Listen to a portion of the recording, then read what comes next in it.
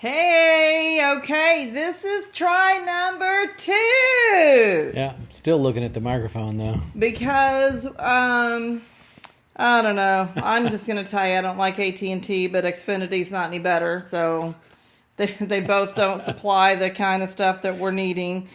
And I am sharing. Brought to you by incredibly low resolution, but high impact intellect. How about that? Yeah, well, actually, we've been pretty good with, most of our stuff. It's just, I don't know, for some reason when we go live at night. It attacks us. It's at night, because during the morning times when I go live, I don't have a problem. Right. So I am. Might be the kid in the room playing games. No, we have using up all our bandwidth. We have the biggest of the best of all of the. Trust me, we pay. You just can't tell. So anyway, tonight's topic. Are you going to introduce this or no? Because I always have to remind you to let everybody know that this is another episode of What Really Matters, and I'm Todd. This is Michelle, beautiful wife. I'm going to talk to you today about being an O-mom, because that's my favorite role so far in life. O-mom. Mm-hmm. O-mom. Just being an O-mom. How did you find the name O-mom? Well, I know, but figured you might want to know. That I want to know, they want to know. They might want to know why you call yourself O-mom. I didn't call myself an O-mom. Or Mimi or Gigi. Okay, or Mimi whatever. is not, because that was my mom. So don't even start that, because then I'll cry. Okay, so Todd had a guy that he worked with that was, I don't know what, we assume he's German. I don't know. Anyway, he was called Oma, Opa for the grandparents. And so when we found out Crystal was pregnant with Cade, he's like, I want to be Oma and Opa. Do not want to be Grandma and Grandpa. And besides, there's enough other ones that, that can do that. So we asked for that, and she was like, that's fine. So then as Cade was learning to talk, we would say, Crystal and I were together a lot, and he would say, mom or mama, and we would say me would be Oma. And so he just called me Ma for a long time. So it was mom and ma, or ma and ma, or mom and mom. And finally he just said, oh mom. And so technically we're Oma and Opa, but since Cade called me Oh Mom, that's it. That's what we are. We're Oh Mom and Opa. So our topic tonight is all about You can name yourself if you want to. Hey, Nancy. So glad you're joining us. We are talking about God's plans for grandparents. Grandparents. Did you know there's actually scriptures? There's a bunch of scriptures about being a grandparent. I only have 2 that I really concentrated on, but there was a whole bunch, and it's all in my notes at the office, so we're not going to go over all of those, but I took out my favorite one is Proverbs 17:6. Grandchildren are your crowning glory. What? That's awesome. See, they have a purpose. They have a purpose. They do. You're not used up and left over goods? I mean, there's still value in a grandparent? Well, yeah, I'm talking about a grandchild. Grandchildren are crowning glory. Yes. That's where you've done what you were supposed to. You raised your babies. They adulted, which is what we talked about last week, and they had babies, and now you get to play. So much fun. Work is over. Fun time begins. Yeah, it still works sometimes, and that's what we're going to talk about. But you have a specific role. You got to learn the role. And, Kate is 10, so we've had 10 years of this. We have 3 grandkids. Our daughter has had 3, and the oldest one is 10. The youngest one's about to be 1. And if you're on my friends, then you see their pictures regularly. And so our boys, just have gotten married recently, and they're younger. And so they're probably not having kids right away, which is fine with me because I can concentrate on these 3. And then as they have kids, I can concentrate. You know what I'm saying? It's like, oh, mom gets to just snuggle bunny with just those. So what you're saying is this is kind of like, it's very popular now for grandparenting classes. Did you know that? It's actually quite popular. You can actually go And it's usually done by medical professionals at the hospital. You can go learn, A medical professional is teaching you how to be a grandparent. Because they're teaching you how to care for infants. And the new methods, you're not supposed to lay your baby face down. You're supposed to lay them on their back. All those kinds of things you're supposed to learn that you could recommend. But we're not talking about it from that perspective. We're talking about it from a different perspective. But there is a whole bunch you can go to. My babies lay down however they want to. They will teach you. I don't even care. They will teach you how to swaddle properly and how to burp your baby. You've been doing it wrong all your life. That's okay. All this time you've been doing it wrong. My baby survived and my grandbaby survived. So do you love being an O-mom or an O-pa? Because I love it. Do you love it? It's pretty good. I mean, it's not bad. Sometimes I do, sometimes I don't. He can take it or leave it. He loves the grands. I always love them. I just, He really likes, he was that way with our kids too, so don't even. He likes them when they're older, once they hit preteens, and he can go out and do, guy stuff. But I'm going to tell you what, little Missy Butt, Kinsey, she's already got him a little wrapped. I think it's going to be a little younger for her she gets to. We'll see. Because she loves her. Maybe. She loves her Opa a lot, and he kind of just melts when she wants to climb in his lap. So it's cute to watch. Well, she's cute. She is cute.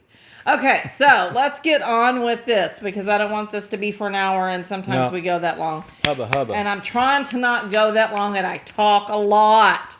Okay, so everything we just said was not on the script.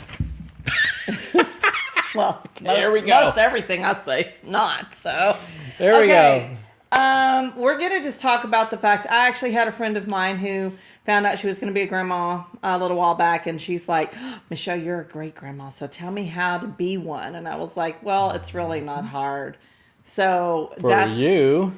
Well, it's really not hard, but that's what we're going to go over because I've had 10 years, which is not a lot. Some of y'all have already got, great grands, and some of y'all don't even, you're still having your own littles. So, I mean, we've got a wide range. But what I want to share with y'all is we've done our share of mistakes, even as grandparents. No kidding. And so we just thought we would share with y'all. Because if you want to know what your mistakes are, just ask your kids. No, I mean... Mistakes is... Grandparents, I know. But they'll tell you where you're going to hit them wrong from when they were a kid. Anywho, I'm still talking over here. Okay, I'm going to go over a couple of things, and then we're going to get into the meat of this, because I learned some more stuff even recently. And then when Crystal and I were talking, there was some stuff that she shared with me with Cade that just made my heart melt. And that's not in the script, but we are going to talk about it. So... it doesn't matter how you were as a parent, from your childhood to your teen years to your adulthood. As a parent, did you do stupid stuff? Yes, you did. You want to know why? Because we all do stupid. Yeah. But we all do smart too. Yeah. We have smart and we have stupid, and we do them both. But here's the deal. He's the redeemer, and he can redeem anything that you did that would be in the stupid category. So just give it to him and realize it doesn't matter. The past is the past, and you're moving forward, and you've been redeemed, and now we get to be grandma and grandpa, or oma and opa, or nana and papa, or Mimi and whatever goes with Mimi, papa, right. I guess. Mind you, it's not a second chance of being a parent; it's a second chance of first chance of being a grandparent. But you do get to kind of. But I just don't want you to take your mistakes as a parent to define your role as a grandparent. Your potential as a grandparent. They don't have to be the same role, no. So you're going to know if you're a parent and you're watching this, all your kids are different. There's not any of them that's the same. I mean, if you think about it, there's not really anybody who's identical on the planet. But when you're having kids, you're kind of really shocked when your second one comes out and they are totally different than the first one, right? It's true. I mean, you are, because you're kind of like, well, I knew this baby. I knew how to do this baby. And it's not any different when you're a grandparent. All the babies are different. You have to learn them all over again. So I'm just covering a couple of things. Sometimes it's a blended family. We don't talk about being blended. It's family. He's blended. Well, we're not. But we are, but we're not, and we don't treat our family that way, and neither should you. Define what you're talking about. I'm going to. So, one of you are divorced and you remarry and you have kids, that's one family. There shouldn't be any step or any half, brothers and sisters or step brothers and sisters or step parents or those kinds of things. And even when your kids grow up and get married, which is what our most recent experience over the last couple of years is the boys getting married. Crystal's been married for like 12 years.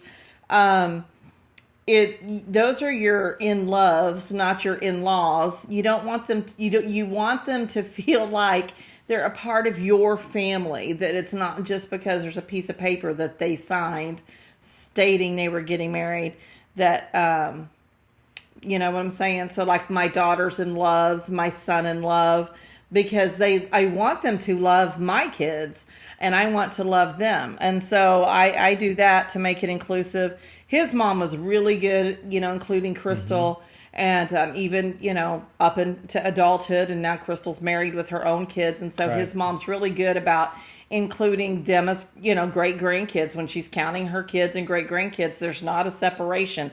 That's what I mean by, you're going to have a blended family, but don't make it blended. Okay, so when you're raising your kids and then you see your grandkids, you're going to see yourself in your grandkids. You want to know why?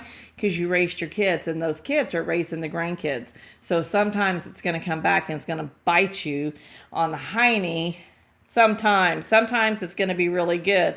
You want to raise your kids to where you look good and not dumb. I mean, you just have purely selfish motives. You just want your kids, right? That's just being real. You just want your kids to make you look like you've done an awesome thing, and that you were this great parent. It sounds selfish, but it's inherent in all of us that you're trying to make them be a better person, a better adult, as they're doing, or in this case with your grandkids. But I think it sounds funny, but it's inherently the way that we all are. We want to make sure that everything works its way. What are we doing it for? We're trying to do it so everyone becomes better and get along a little bit easier. Yep.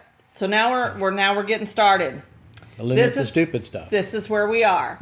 So your grandkids need to see you be excited when you see them, whether they're coming into your home, whether you're going into their home, whether you're FaceTiming. You have to be happy, Opa.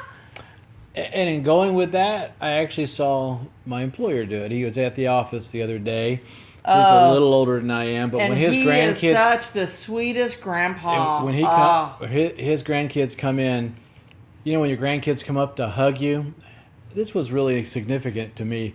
He gets down on his knees so that they're embracing body to body, not legs to kid. Yeah. And I thought, wow, that was really impressive. It really was. It was one of those things I thought that makes a big impact for the child to get face to face, arm to arm. And know that Grandpa makes a big difference. Cared enough to come down there. Right. Yes. And the child responded totally appropriately with the whole thing. And it's different than a leg embrace. Nobody wants to, hey, what are we doing, Grandpa? Right. Well, in ours, because I never thought about getting on my knees. I'm kind of short anyway, so it doesn't matter. But when they hug you and they're down, they just kind of turn their back to you and then come in for the hug because it's an awkward hug from up high to down low. And so when he does that, it takes away the awkward. And it just was really super, super sweet to watch. Yep. So your home, hopefully, is a getaway for your grands. Yeah. Like parents want to go somewhere and get away from life and take a little vacation, right? Like their kids. They want to get away from their kids. They want to get away from their job. Their grandparents. So grandkids want to get away from their parents and their homes. And if you can provide a safe environment that's fun, and you spoil them rotten and just give them all of the candy and all the video games and going to the park all the time and all their favorites, whatevers, you know what I mean, right? Yes! It's so much fun. It is. It's fun. It is fun. I love it. I love it. So, you're going to learn as you go, just like you did with your parenting. But this is the biggest thing that I want to tell to y'all about. We're about to get into the really big part because the fun stuff is kind of easy for us. Yes, you're still going to kind of get onto your kids, right? We're going to get onto grandkids occasionally. When needed. But you're not going to do it like you would your own children. Like No, if you're not raising them. You don't have to like spank them per se, but you can tell them, hey, we don't talk like that, or don't be ugly. I used the word one time. I told Kate, I said, don't be ugly, and he started crying, and he thought I was calling him ugly instead of like, choose your words careful. Yeah. So really? I thought, hey, I could have said, hey, don't you be being a brat, But for him, he actually would have understood brat better than ugly because he thought ugly just meant how he looked. Yeah, he personalized it. He did. So you got to be careful. Know your grandkids. But our job as grandparents, this is the part where I'm going to tell a story. It all goes to Cade. Cade is my 10-year-old grandson, and he and I have a very special bond. What? I'm just looking. Tell the story. I'm not ready to yet. Why? I got to because we're going to talk about this next topic. Well, do you want to talk about it? You introduced it, so I did. We're going to end this conversation. Okay. So I'm just sitting here. Well, that's because he's not super excited about being a grandpa, and I'm super excited about being a grandma, so I have all this stuff. But he's actually gone and learned a lot of stuff, and he wants to share with y'all. I just want to get through my stuff real quick, so I'm trying to hurry. In 5 years, I'll come back. No. Sign back in and say, hey, look at this awesome stuff. T-ball! Right? Not the little tiny T-ball. T-ball where you actually play T-ball. Right. Okay, so your job as grandparents, the biggest thing the Bible tells us to do is that we are to pass on the faith to our children and our grandchildren. And it actually gets very explicit, and it says to 5 generations. We're the first one. And then there's 4 generations after us. So that means your kids, your grandkids, your great-great-grandkids, and your great... Great. Oh, wait. No. Me, my kids, my grandkids, my great-grandkids, my great-great-grandkids. But that's going to just keep passing. So it's our job. When you were going through life... So you're saying there's a biblical responsibility. There's a biblical responsibility as a grandparent. Did you know that? I had no idea it was in the scriptures that grandmas had a role. I did, but not quite like this. But anyway, so I know you don't care. You're not all dried up yet. No, but so we're supposed to share all the things like, when God does something for us, all the years that we could say God healed us, God blessed us financially, God helped us to get through a move, God helped us to get through a difficult time, that we could share those things, and we share those with our kids, but then even with our grandkids. Right? So that they can see that your faith is what is grandparents strong. Are supposed to be the proof that everything that they've been taught all their life is true. Well, Paul tells Timothy, go to the faith that was instilled in you by your mother and your grandmother. Mm-hmm. So he's actually calling out both generations to Timothy. And so he's like, where's that faith that was instilled in you? I know that it's there. So he's calling out the faith that the grandma and the mom put in there. So we are supposed to be encouraging our kids. I've got a list of about 4 or 5 things we shouldn't be doing. But you want to encourage your adult children as parents that they're doing a good job. And because women, we feel men they go to work and they come home and they do some dad stuff and they play some sports and they do some things, but they do not have the innate what?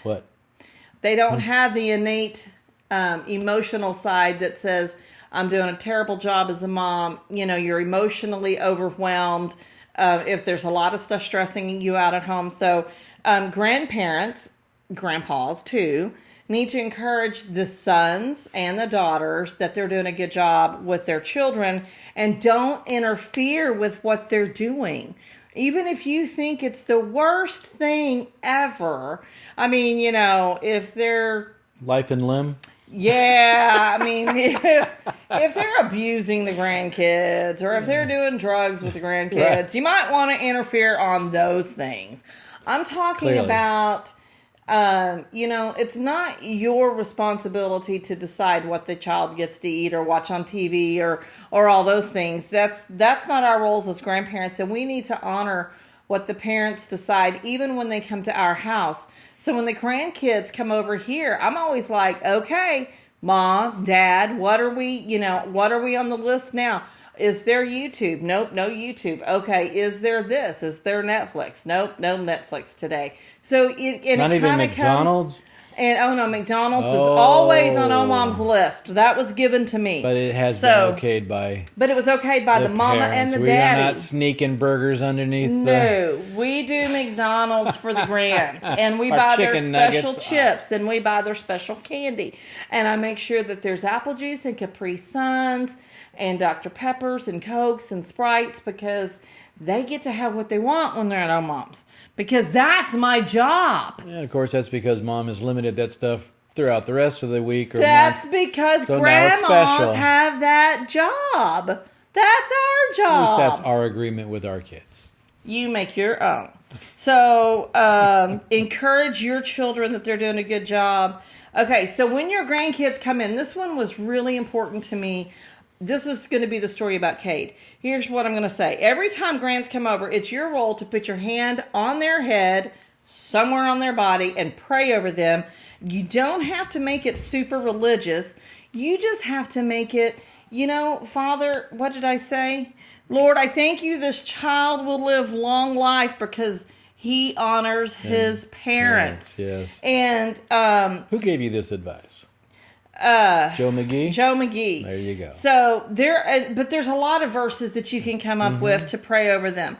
So with that, last week when I was talking to Crystal, she said she was talking to Cade about something completely different and what they were going to allow him to be watching. And she was like, do you want, would you watch that if Jesus were sitting here? I don't know exactly how she said this. I'm paraphrasing.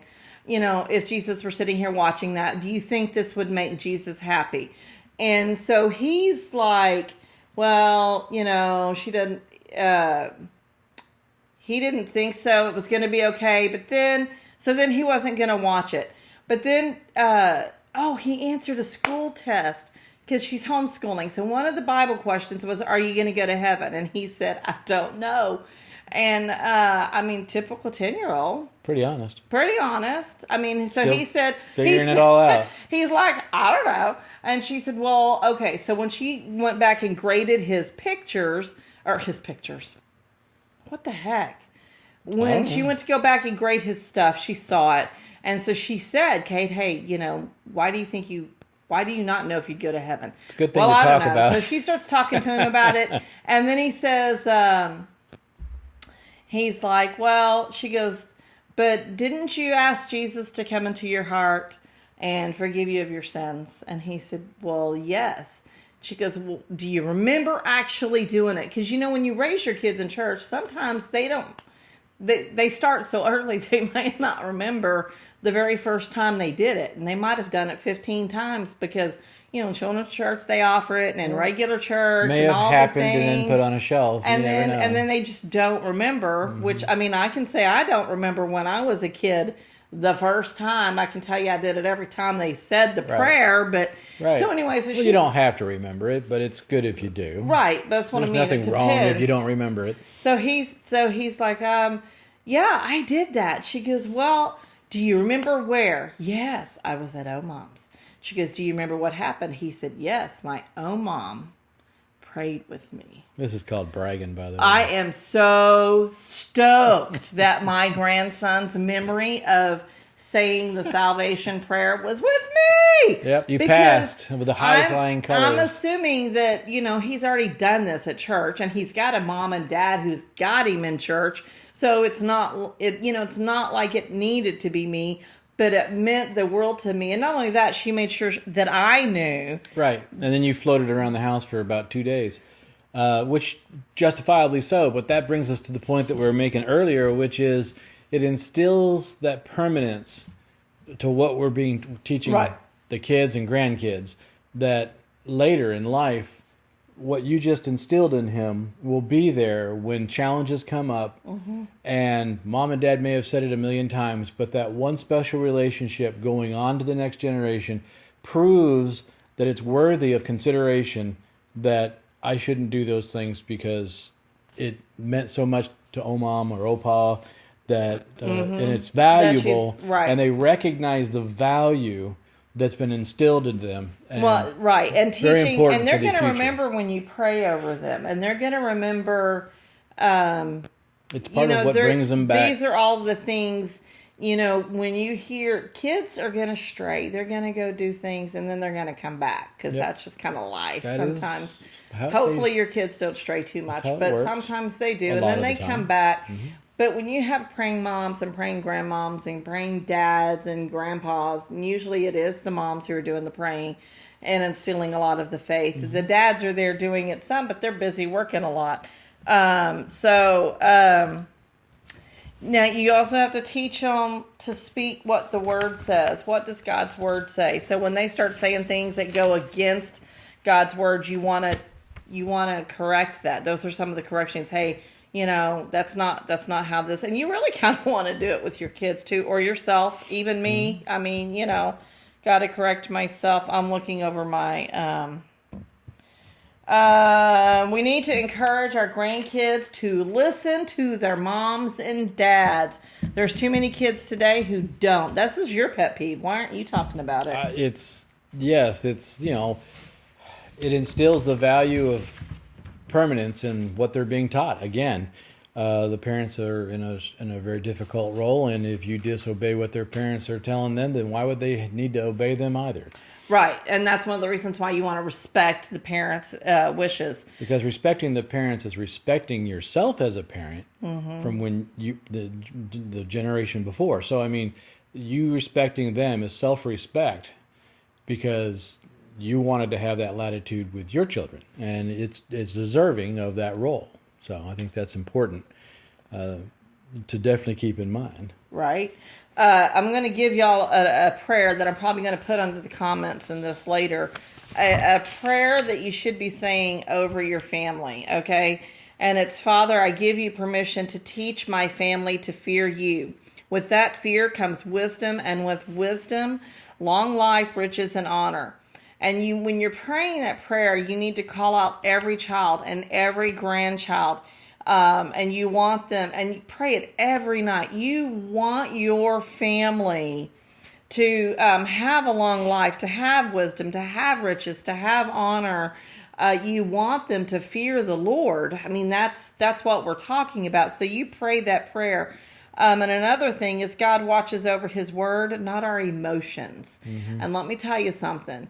Emotions can fly off at any time. I mean, we've been around family events where we've had to defend our kids, or we've had to not be the ones that explode because of different things that were said. Right.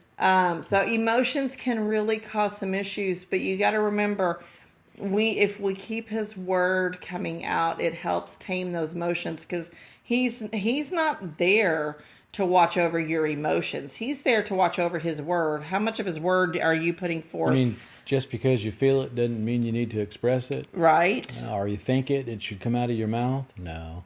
Okay, we're almost done. Now, as a retired grandparent, are you doing this one? We didn't really set out who's doing what, and I'm just doing all the talking, and I feel really bad, but this is my topic, It's man. your topic. I'm just here to fill in this corner of the screen. I'm going to do this one more little bit, and then I have a list of 4 items that we're just going to kind of basically read off. If you are a retired grandparent, you need to stay involved in your community, to volunteer. Go to the church, go to the hospital.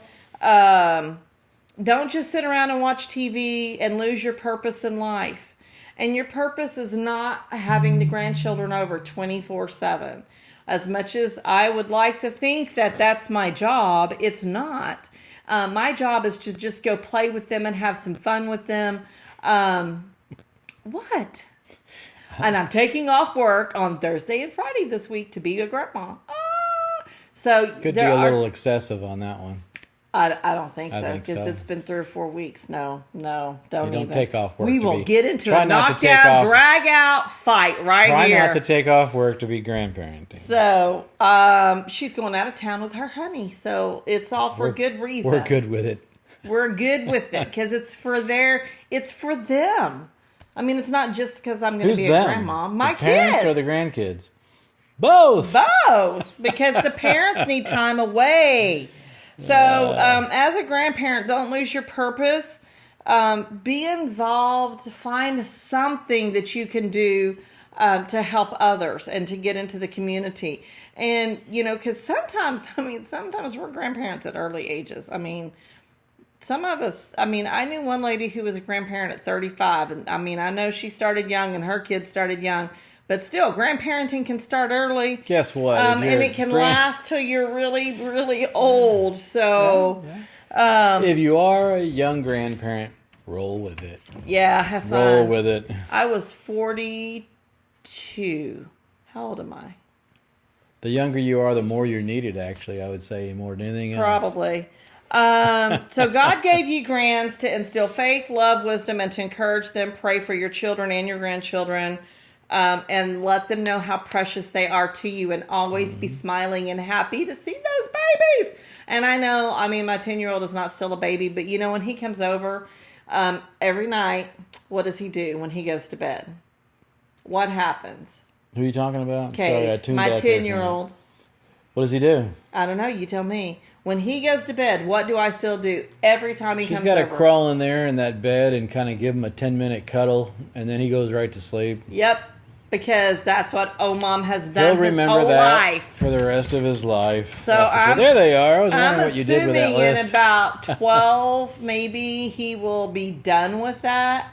But until he's done, I'm gonna just. He has a matter-of-fact look on his face, like okay, it's time to go to bed. And he's like, all right, so where's Omar? Why aren't you moving? Right? Come to bed. This is not happening without you. And I'm like, oh my goodness.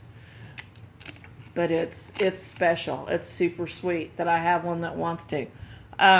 Corbin is a snuggler, way out here, all over the place. Corbin goes to sleep. But he goes to bed, man, he is out.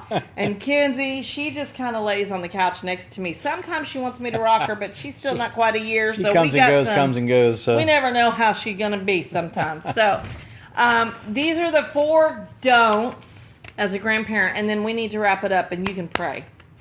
Says you. Okay. You can pray. No, that wasn't about praying. It was about summing it up.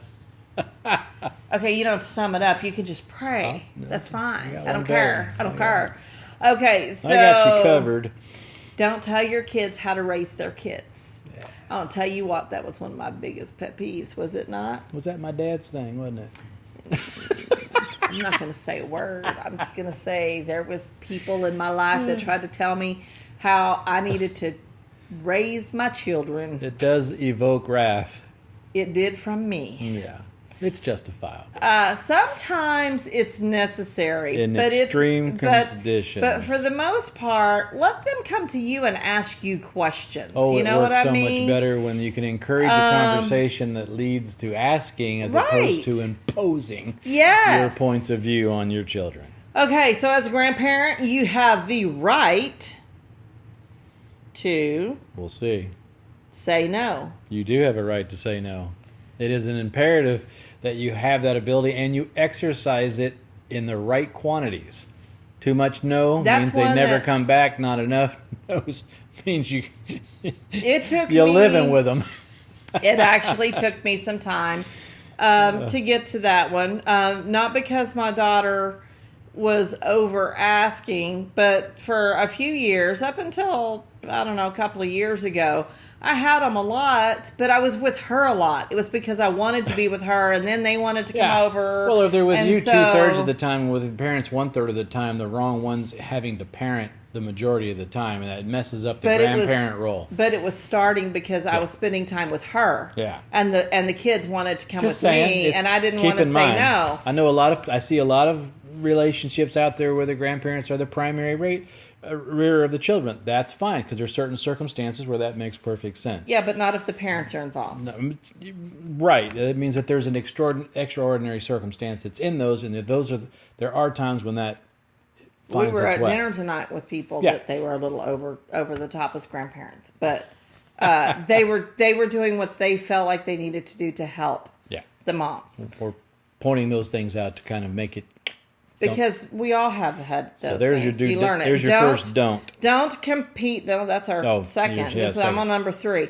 Don't compete with the other grandparents. Oh, my goodness. Because your kids and your grandkids are going to suffer, and then you're going to wind up being suffers. Disliked. Everyone's going to suffer. You know, the funny thing is, so we're the only grandparents in town for our grandkids. Cody's parents don't live nearby, and her dad lives in Mississippi, so not nearby. So whenever they're all in town, I stay away. Right. It's not my job to be interfering with their relationship. We have lots of opportunities. They have limited opportunities. And I've always had that because I get the grandkids whenever I want. I mean... Yeah, it's a respect issue. Those are grandparents that need as much time with those grandkids. Sure. So don't be competing.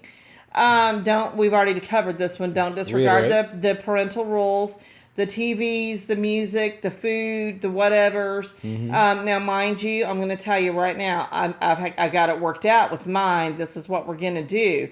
I have their chips. I have their Capri Suns. I have their candy. I have their this. And we are playing video games and Mario. And Mom's okay with that. But it's because I respected her enough to say, can we do this? You know, there are some moms, they don't even want their kids eating any of the processed foods or going to McDonald's. And technically, I shouldn't want that either. Mess up an entire diet regimen. Right. So listen to your kids. Don't be pushy, insisting on seeing your grandkids all the time. Now, I don't think that I ever really insisted on seeing my grandkids all the time. I did have them a lot. But I didn't insist on having them all the time. It just worked out to where we had them a lot. It just happened to work out that way.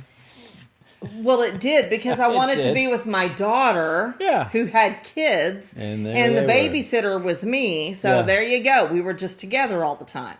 But now that I'm working full time and I'm doing my business, and now we're doing what really matters, we're not really, we're having to schedule it out on the calendar. And in fact, you've got more going on than just right now, grandparenting. Well, but I didn't. That was my main focus for many years. There could be seasons in your grandparenting. Yes. I get it. So, you learn how to do it right. Yeah. So your role, we're about to pray.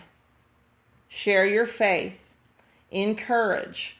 Love them. Put your hands on their little heads and pray for them where they hear you praying. Yes. Don't get all preachy and religious. It doesn't have to go on for 2 hours. No, Lord, please don't do that. My grandparents used to kneel in the living room. I love my grandparents. Don't get me wrong. Oh. The worst part about going to Grandma and Grandpa's house, scorched earth, was, it was like 2 hours on our knees on front of the couch to pray. And seriously. That may be sending a little bit different message. Yeah. That was fine for them to pray because they were adults. We were 7, 8, 9, 10 years old having to do this. Oh my gosh, we don't want to go see Grandpapa because he will stop praying. So it was every night. Now, I do want you to pray. I do want you to encourage her. I do want all of that. Love them. Smile. Let them know how special they are to you. I was talking, I know I keep saying we're going to... there was the kid at the office. He's not a kid. He's 30, but he's a kid to me. So he's like, I was telling him this was our topic, and he goes, I was spending the weekend with my family, my mom and her sister, and Grandma was there. And it's so funny because even at 30, the grandma was the most special. And Grandma was making sure he was eating, and he didn't need to eat, and he wasn't hungry, and she gave him a 20 and said, you have to go eat. But it's still at the age of 30, it doesn't matter how old you are, your grandparents are super special. So build that relationship with your grandkids so that you get to be that super special grandparent that they love and that they remember all the stuff, Anyway. And all this brings back, we'd already talked about it in one of our episodes early on, I don't know, 6 or 8 episodes ago at least. I always bring back my Mike Rowe moment. Here's a Mike Rowe moment for you. It goes with what we're saying today. The role of the grandparent is to teach that grandchild about their toolbox that God has given them. And if you go back to that episode, it talks all about it. Pretty much it's summarized real quickly this way. Mike Rowe loved his grandfather, his pops. And he thought he did everything. He could build and do anything he wanted to do. And he realized, meaning Mike Rowe realized, I can't. I don't have the ability. I'm terrible at building these things. And he felt a little bit of the failure because he couldn't live up to what he saw in his pops, being this really great man who could build buildings and lay bricks and fix plumbing. And he's like, I want to be like that. And he just can't. That wasn't his talent. And it took him until one day he finally slumped over and his Pops was there, and he's like, what's the matter, son? And he's like, well, I'm just not good at anything. And he's like, no, what's going on? What are you talking about? And he goes, well, you can do everything, and I can't do anything. And he's like, no, you're looking at it all wrong. Your role as a grandparent is to do what his pops did right here, and that was to point out to him, we're different. And the things you see in me that are really good, let's look at you in your life. And he pointed out to him that when he was younger, he was an Eagle Scout, and then he of course, he was a little kid. He's talking about these things that are in the future, but he points out to him that he has his own special toolbox that he needs to learn, that he's really good in school and he's really good at communicating, and that these are the attributes that lifts that child up to become secure in who they are. All kids have this insecurity in them, and the grandparent's role is to build that up by reminding them that they have a toolbox that God gave them. Open that toolbox and go to work. And that's what Mike Rowe did. He built that, he literally built his entire career out of those words, and went to work and became Eagle Scout, went to a communications major, started producing shows, and became what I consider to be the contemporary philosopher of blue-collar America today. And I think that he speaks a lot of truth in what he says. And that speaks to what we were talking about today, just to make the circle, to bring back another Mike Rowe moment. Yeah, we can never do these in 30 minutes. Anyway, Okay. Good story. It's a way to remember. All right, we'll pray right now and call this one done, right? Yeah. All right. Father, I just thank you. I thank you for family. I thank you for the grandparents, the parents, and those wonderful grandkids. Amen. And I just pray that you just bless each and every family that's listening, that's trying to find a better way to do the whole thing. And the better way is through Jesus and God's Word. That's the way. That's what really matters, is we're trying to bring this entire unit together through a totally woven fabric of God's way. And we just ask that you just bless each and every these families as they learn and reach out to do and grow together. So these grandkids can find specialness in their grandparents, and that they can see the value in all the virtues and morals and attributes of God's Word. And we just ask that those things shine above all else in those relationships as the young ones grow with their parents and their grandparents. And we pray that all of them work well together and balance together, Father. We just thank you for your word and your ways. In Jesus' name, amen. Amen. Good night, y'all. I promise I'm working on trying to figure out how to make these shorter, but I just talk too much. You're going to have to edit them. I just talk too much. I can't reruns. help it. Yeah. Sure. Bye. Bye.